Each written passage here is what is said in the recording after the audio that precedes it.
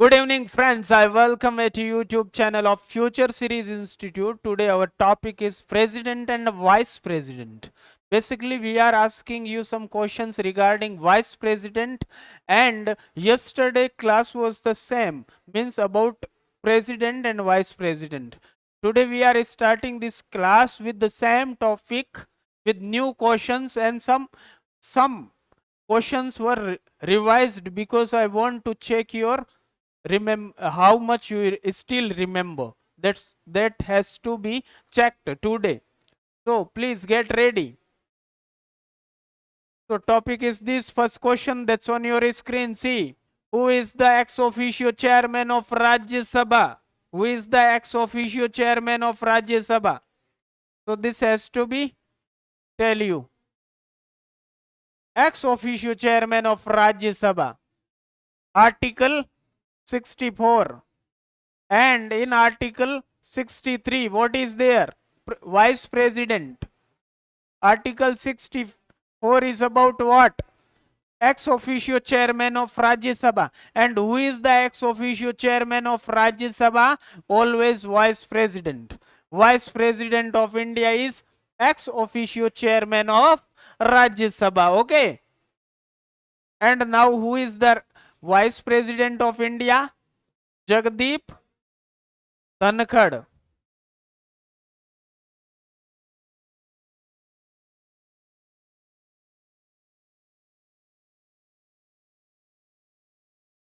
Jagdeep Dhankhar. Okay. Next question that is on your screen. See, the resolution for removing the Vice President of India can be moved in only in Rajya Sabha. राज्य सभा की effective majority चाहिए.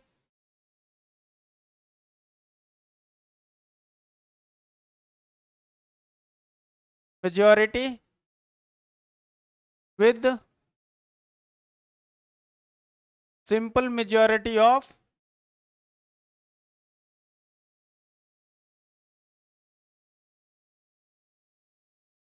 Lok Sabha. Means Lok Sabha सहयोग करे और simple majority के साथ इसको रिमूव किया जा सकता है. ओके. तो next, the tenure of vice president is of how many years? It's for 5 years. Very easy question. That's for 5 years. D is your correct answer. Next question that's on your screen. See, next question is about name the president. Name the president who was first to use the president's power to return a bill to parliament. That was suspensive veto. Actually, suspensive veto was used first time in 2006 over Office of Profit Bill.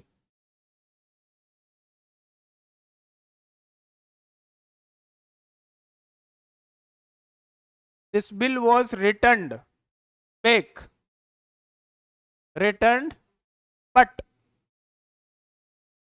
later it was signed, accepted by the president, and that president was Dr. APJ Abdul Kalam. Okay. तो किस समय ऐसा हुआ suspensive veto का use किया? किसने किया? Doctor APJ Abdul Kalam ने.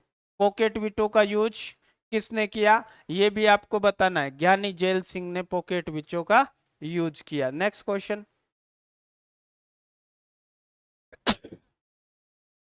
The Vice President of India is elected by an electoral college consisting of, इसमें लोकसभा और राज्यसभा के all members of Lok Sabha and Rajya Sabha कौन कौन होते हैं?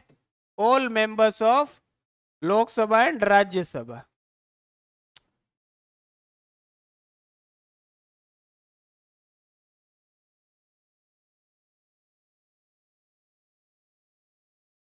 Okay, all members means all nominated and all. So your correct answer is the elected member of parliament. Okay, the member of both houses of parliament. Both houses of parliament. Elected member, not elected. nominated and elected all. So your correct answer that becomes B. Okay, next question.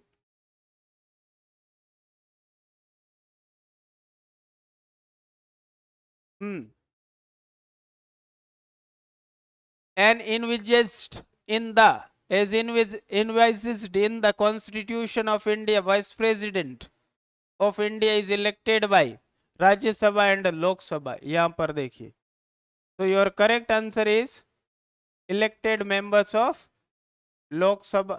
Sorry, not elected. All members of Lok Sabha and Rajya Sabha. All members. यहाँ पे option होना चाहिए all members. Elected and nominated both.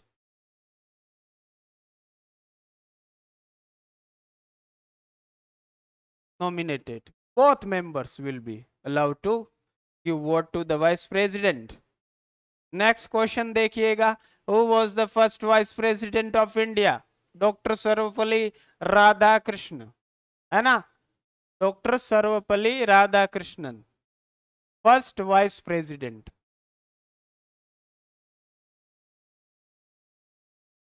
of India. And second president of India.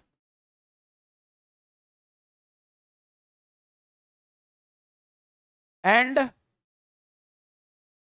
September 5th is his birth anniversary. This day is celebrated as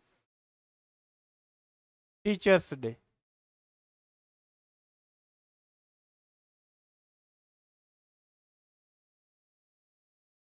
and इनको 24 बार nominate किया गया किसके लिए?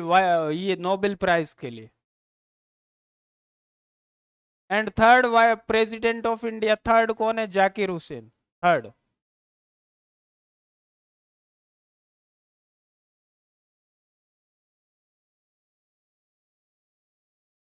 Okay, next question that's on your screen. See, who among the following was the first vice president of India? First vice president of India, Sarvepalli Radhakrishnan, vice president, first vice president. Actually question was repeated, no problem. First vice president of India is Dr. Sarvepalli Radhakrishnan. इनके जन्मदिन 5 सितंबर को teachers day के रूप में हम सभी मनाते हैं. Who among the following elects vice president of India? है ना? वाइस प्रेसिडेंट और प्रेसिडेंट कौन से पार्ट में? कॉन्स्टिट्यूशन के 5th पार्ट में. यूनियन दे रखा है ना? कहां से है? यूनियन दे रखा है. ठीक है, अब देखिए कि कौन कौन भाग लेता है. तो member of parliament and member of state legislature, no. Member of all members of house, both houses of parliament. Okay, members of Rajya Sabha, members of Lok Sabha. ये अकेला अकेला नहीं. C option that's correct answer.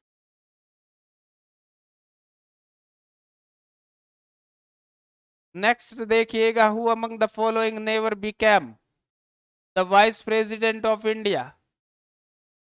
Gulzari Lal Nanda यहां पर प्रधानमंत्री बने थे 2 बार. जवाहरलाल नेहरू की मौत के तुरंत बाद और लाल बहादुर शास्त्री की मौत के बाद शॉर्ट पीरियड ऑफ टाइम के लिए गुलजारी लाल नंदा, जो कि भारत के कभी भी वाइस प्रेसिडेंट नहीं बने. Correct answer is this, former prime minister. प्रधानमंत्री बने थे, former prime minister 2 times for a short period of time.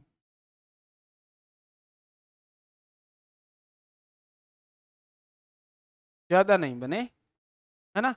बाकी ये वीवी गिरी, जाकिर हुसैन, पीडी जत्ती, ये सारे वाइस प्रेसिडेंट बने हुए. नेक्स्ट देखिएगा.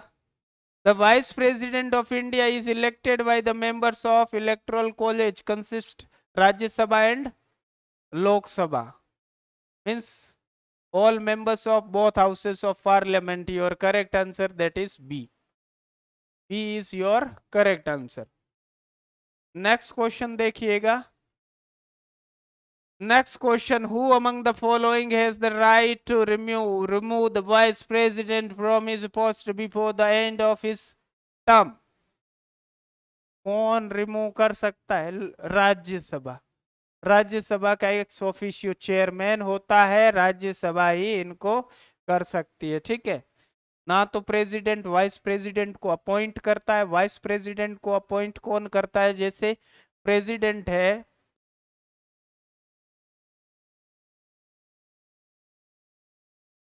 प्रेसिडेंट अपॉइंट किस किस को करते हैं? फाइनेंस कमीशन के जो चेयरमैन है उनको 280 में. चीफ इलेक्शन कमिश्नर यानी इलेक्शन कमीशन के जो चीफ इलेक्शन कमिश्नर उनका अपॉइंटमेंट होता है. और सीजेआई इस आर्टिकल के तहत इस आर्टिकल के तहत है.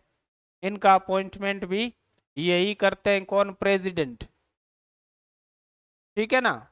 प्रधानमंत्री को भी पीएम का अपॉइंटमेंट भी इन्हीं के द्वारा किया जाता है. राइट. लेकिन यहां पर वाइस प्रेसिडेंट का जो अपॉइंटमेंट है वो इलेक्टोरल कॉलेज करती है. इलेक्टोरल कॉलेज है ना. प्रेसिडेंट नहीं करते हैं. और ये कितने वर्ष के लिए होता है? इनका कार्यकाल 5 वर्ष के लिए होता है. नेक्स्ट क्वेश्चन आपकी स्क्रीन पर देखिए. नेक्स्ट क्वेश्चन क्या कह रहा है?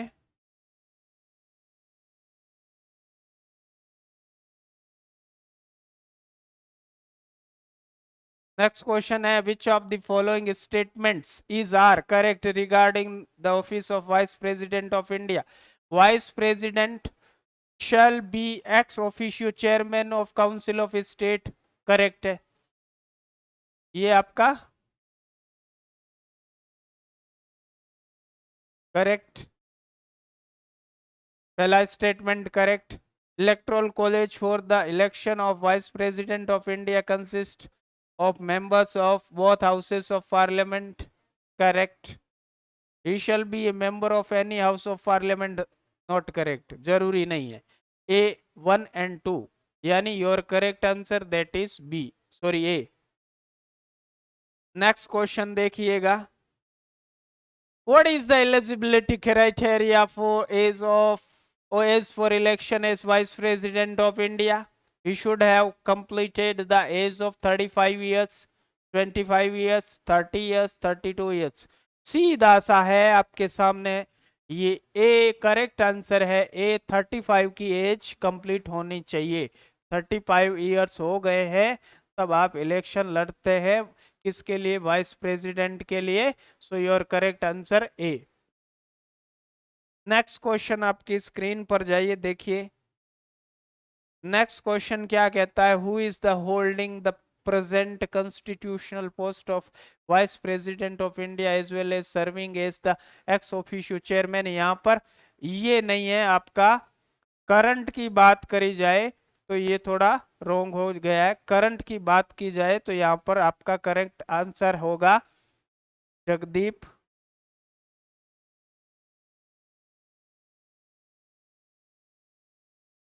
धनखड़.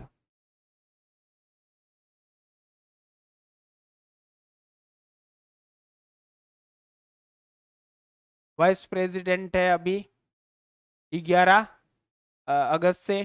कौन है? जगदीप धनखड़. तो अभी कौन है? Ex officio chairman of Rajya Sabha according to article 64 and he is there according to article 63. Vice President, he is Vice President according to article 63 and ex officio chairman of Rajya Sabha means State Council. तो ये किसके ये किसकी वजह से है? ये इस स्टेट असेंबली के जो मैं मतलब एक्स ऑफिशियो चेयरमैन है और वाइस प्रेसिडेंट है अलग अलग आर्टिकल से, देखिए ये एक्स ऑफिशियो चेयरमैन, ये वाइस प्रेसिडेंट। तो your correct answer is Jagdeep Dhankhar. Which article of Indian Constitution provides procedure for removing the vice president? Vice president को हटाने के लिए आर्टिकल 67, जिसमें ये होता है कि effective majority of Rajya Sabha and normal majority of simple majority of Lok Sabha, है ना। लोकसभा का सिर्फ इनको सपोर्ट चाहिए होता है, बेसिकली इनका हटना तय कहां होता है, राज्यसभा में ही होता है। नेक्स्ट क्वेश्चन देखिएगा, which one of the following statements about the vice president of India is not correct? कौन सा स्टेटमेंट है वो करेक्ट नहीं है, ये बताना। He is not eligible for री इलेक्शन होता है, ये एक तो इनकरेक्ट हो गया, नॉट करेक्ट मीन्स करेक्ट नहीं।